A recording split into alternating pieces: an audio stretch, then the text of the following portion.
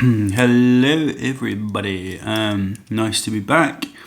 Today we're going to be talking about a few of other aspects of why Roman Christianity and the evolution of Christianity really in the 2nd century, and this is still early on, remember, for Christianity, is what we want to be looking to when we are establishing historical time frame and for the evolution of Christianity and what might have been going on under the hood, because as I've said before in another video on Titus Christo, which is my own name, my own way of explaining the huge amount of parallels and the extreme overlap of Jesus Christ with Titus Flavius, and that being like a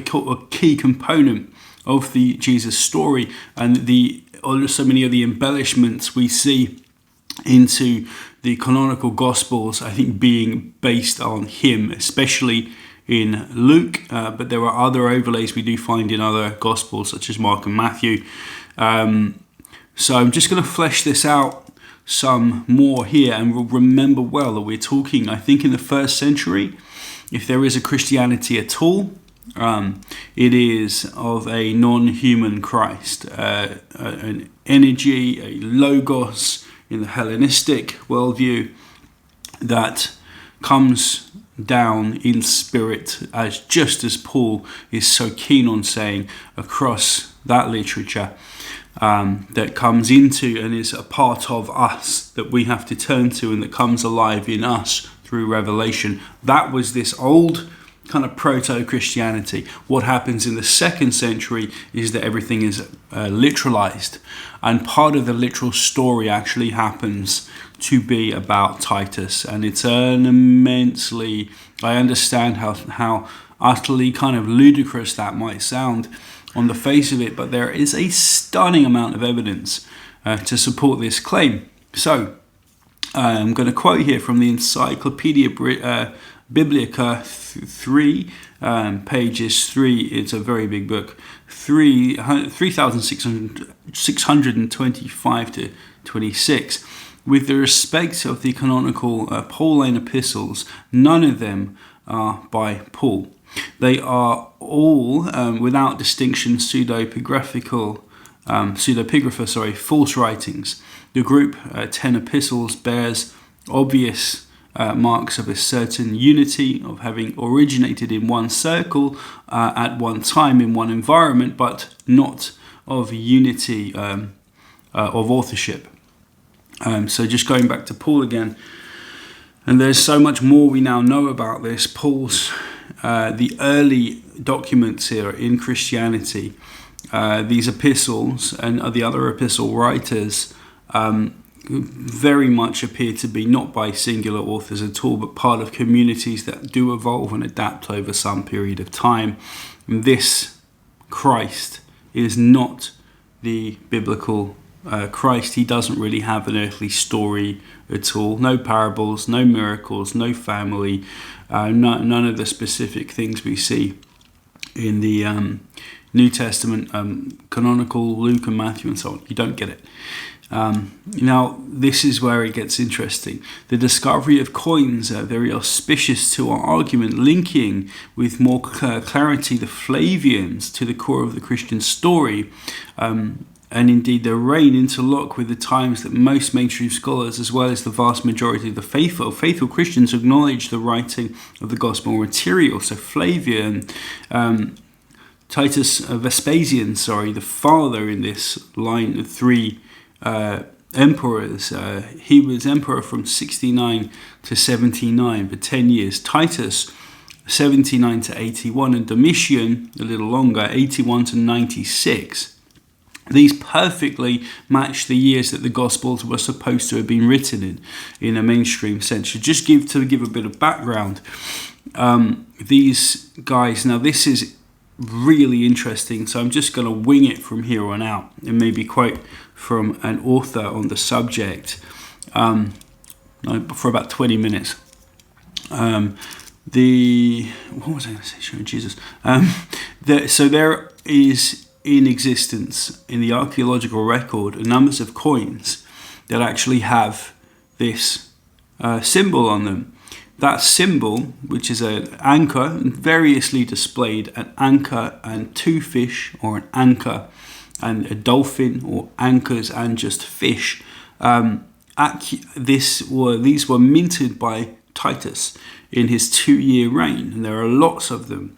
This happens to be one of the earliest Christian symbols. So before the cross, in the first, possibly the first, well certainly the first, if you take Titus's, these coins that were from Titus, and into the 2nd and 3rd and even 4th centuries, this was the earliest symbol for Christianity. It's found in catacombs in Rome of Domitilla and Priscilla.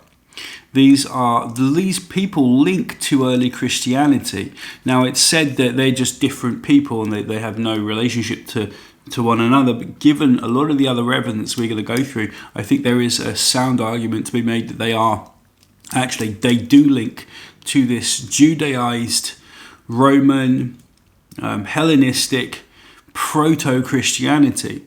So this is not Christianity in the way we know it today, but in the 1st century here, these Flavians, Titus specifically, because he spent time in Judea fighting the Jews, he actually, he had a concubine called Domitilla, who was Jewish. He knew and had Jewish friends in the Agrippas and so on. So the father of Domitilla was Agrippa II. He fell into Jewish ways, I think is one Roman's account of this. And this is why Domitian ended up, after Titus's death, ended up killing some of these Jewish people in their court now. Josephus, of course, Flavius Josephus, who wrote so many important things regarding Judaism, was part of this family. The Flavian family became part of their family, very close to Titus. Wrote the Jewish wars, and that is about Titus, in part. So you see these connections between Judaism and Christianity.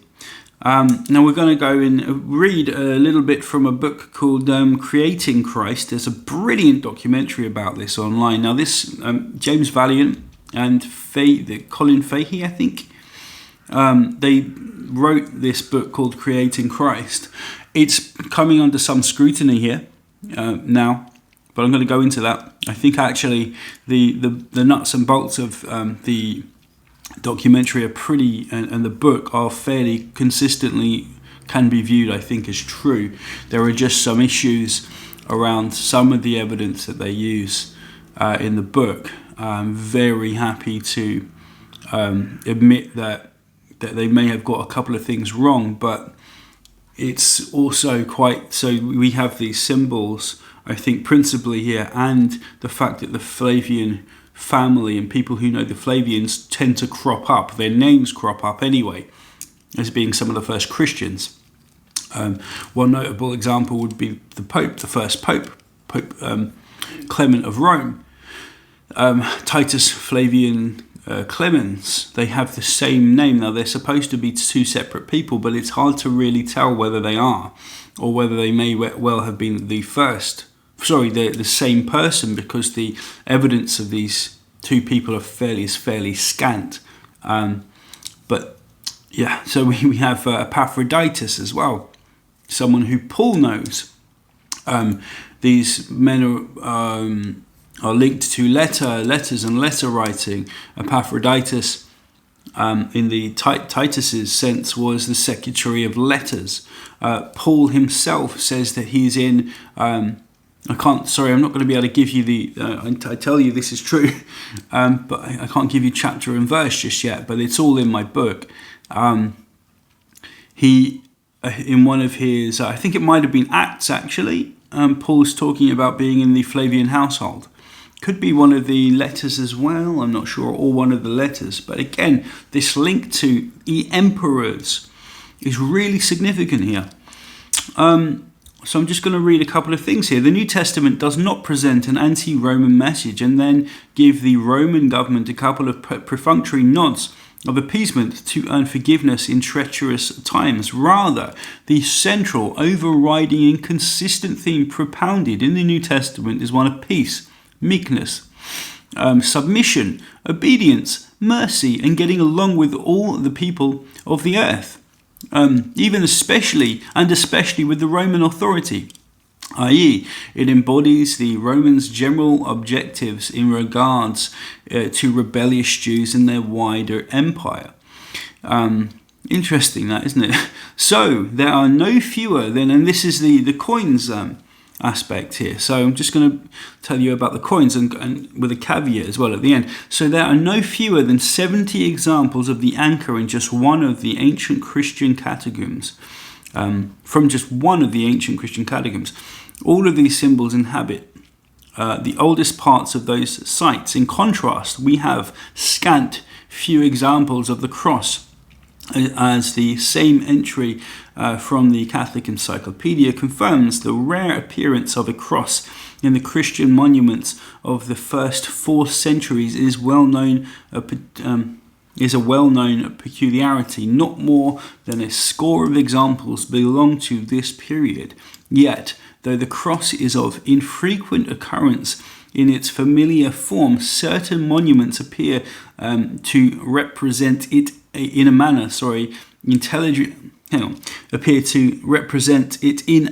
intelligible to a Christian, but not to an outsider. The anchor was the symbol best adapted for this purpose, and the one most frequently employed. Now, to be clear, this anchor symbol was a symbol in a Roman context of Neptune. So it did have a history in Rome to the Romans. Anyway, so it's fairly obvious, and I would assume that Titus began to use this just because he liked the symbol, because he had connections to the navy, and so on. So this is just trying to establish this. This would, I think, in his time have been just a common kind of Roman symbol. The interesting thing is that it begins to appear in Christian monuments, in Christian engravings, and so on. And you can check this out. It's amazing. Now, there are 70 examples. I think I hear in the book as well, there are 70 examples, and many that they use that are found in different locations in the book. There has been some dispute regarding this, and I know Richard Carrier is someone I'm always going to in my works, because he's such a good historian. He doesn't like James Valiant's work, however. And in a recent podcast, a guy called Jacob Berman and Richard Carrier and another fellow, Aaron Adair, that's right, go through some of his claims here, and they do focus on one of these anchor fish symbols that's in the book, and it appears to be a modern interpretation of this symbol, this Christian symbol. It appears in the book, I think, as an engraving or something like this, or a copy of an engraving, and it's not. But the thing is, they focus for about 40 minutes of a 2-hour or so podcast on this one symbol.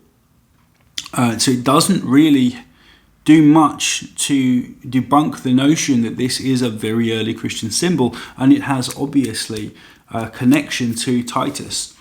I think that is fair to say, in that it was adapted because the fish symbolism in Christianity is so powerful, strong, and so self-evident.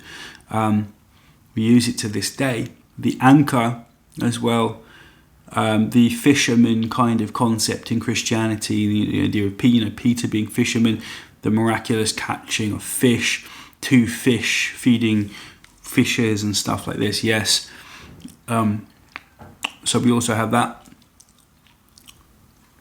And I'm just going to go on now, so I hope that helps to bolster some of these notions here, that we find a backdrop in Titus to Christianity. By this understanding, it is difficult to see why Christians would adopt a symbol directly imported not from Judaism, or not their own creative imaginations, but straight from imperial pagan propaganda currently in circulation on Roman coins. Moreover, the fact that they chose the symbol of not just a Roman emperor, but the very emperor who fulfilled Jesus' prophecy about the second coming is impossible to reconcile with the traditional understanding of Christian history. So this obviously the idea of now so much of Christian history in the early times being found in Rome obviously helps us with this thesis. And the idea that this is now becoming severed from the Messianic Judaic roots of Christianity that we do find, again, in the New Testament. There's a lot of Jewish thought and quoting of the Old Testament across this early Christian literature, and even in the Bible, in the New Testament, of course, in the Gospels. But now we have this severing in important places, and the use of this fish stuff, this fish symbolism. And again, I'll quote again, so this is in Creating Christ. Facts like these already cast extreme doubt on the idea that Romans were persecuting Christians in the first century. This is interesting. Now, however, we know that some instances of Christian persecutions by Roman authorities did in fact occur. We know that some instances, according to our ancient sources, the late 3rd and 4th century Roman Emperor Diocletian and later Julian, the notorious apostate from his family's Christian faith, were explicitly and harshly anti-Christian emperors. Yet, before them, only Decius in the... my phone's going. Go away. Only Decius in the... in 250 CE had enacted any law against Christians, and even under Diocletian the evidence tells us that by the end of his 2nd century year of rule, the ferocity of the persecution of Christians had eased off again, and the earlier tradition of tolerance had begun to reassert itself. So this, I know lots of people will say, how can this be? There's the obvious martyrdoms and Christian persecutions. Well, actually, not so fast. There is the persecution of, I think, over the first 300 years of Christianity, there are something like 15 years where there were active persecutions by the Romans against the Christians. Everything else can actually be explained by prosecution of Christians because they were expressly causing trouble, we've got to look at the Nero accounts at some point, because the accounts there of Nero being especially brutal towards Christians, probably not true, are probably not historical. Again, what? You serious? Yeah, no, I'm really serious. I mean this, and I'm going to be able to back this up going forward. So we actually have a fairly decent synergy between Rome and Christianity in these early times, and what is probably happening is that the Romans here, Titus, Flavius, this early time in Christianity, something under the hood is going on. There's probably some kind of secrecy going on here. And this is how Titus is able to make it into the Gospel of Luke. Specifically, Marcion's Gospel comes around. It is expressly Christian. It's before these times. So Marcion's about 144, right? But it still looks as though it's a Christian document. Now, there might have been aspects, and someone has to do some work on this, of this Lucan finer points of story actually relating to Titus, which I emphatically believe now, and I think we can really prove this. And of course, Luke's gospel is based on Marcion, but we really need to find out how much of Marcion's gospel has these links to Titus's ministry in Judea, Evangelion in Judea, right? And to do that would be so important. And I think what we might find is interpolation at every single point where we get Titus's these links to Titus between the Wars of the Jews and Luke's Gospel. If that's the case, then it's done, and we're going to be able to see this. But the notion that this was kept, I think, quite secret, and the Titus. I've got to go, guys, but peace out, and we'll continue this. Bye bye.